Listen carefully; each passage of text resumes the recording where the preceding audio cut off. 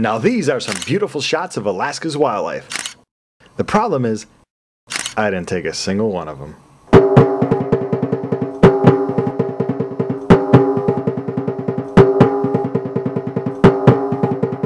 Safari Alaska was filmed in front of a live animal audience. We started off the day plotting our trip into the heart of the park's road. I soon found myself back on the bus with a lot of happy tourists. We drove out of the visitor center and soon found a moose. What a pleasant little start to this day. Can you pull forward just a little bit? Or backward? Forward or back just a little bit? We even saw some caribou not too far from the road.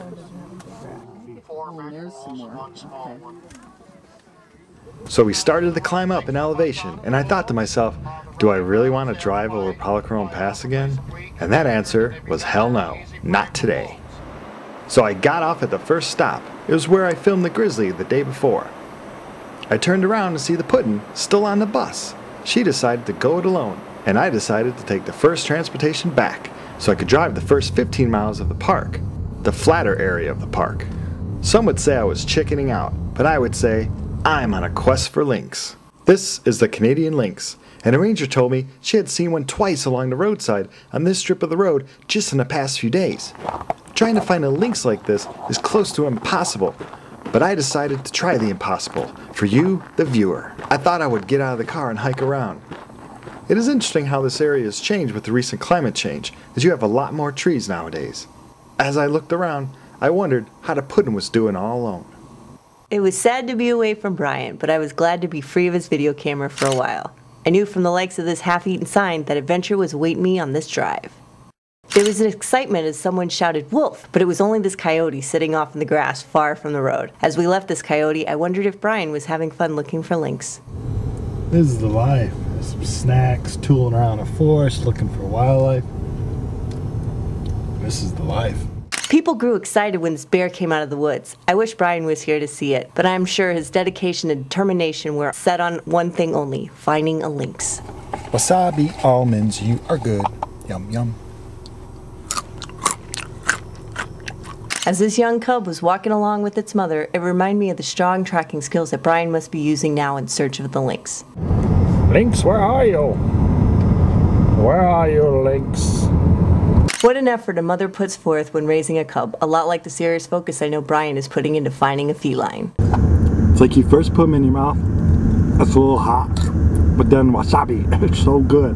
As I look at these photos, I thought about all the safaris I've taken with Brian and how focused he gets when he is on safari. It's unreal. I got wasabi hands.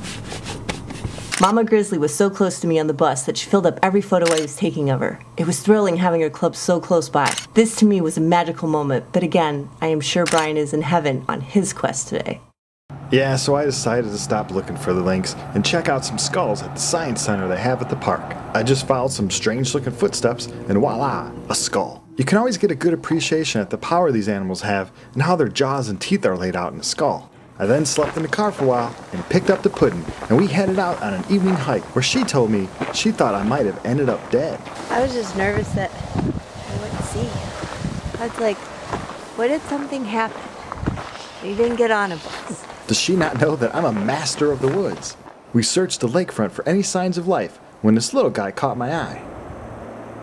It's fun to appreciate even the smallest of wildlife in this cool ecosystem. The red squirrel.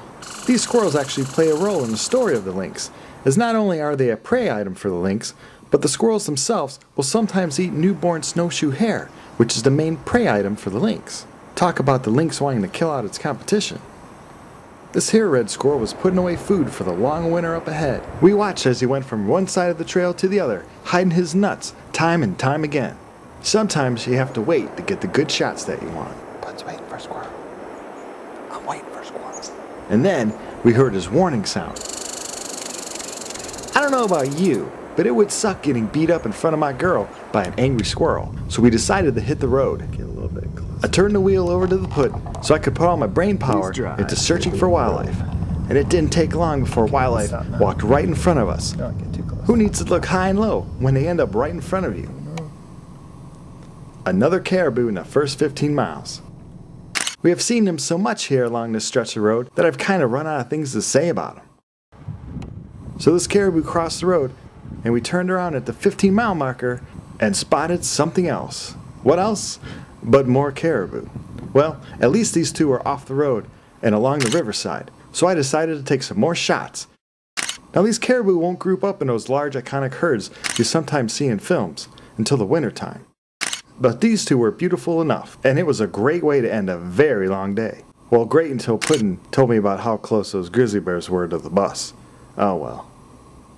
Thanks for watching this episode of Safari Alaska. For more information about these animals, read the description below the video. As always, thanks for watching.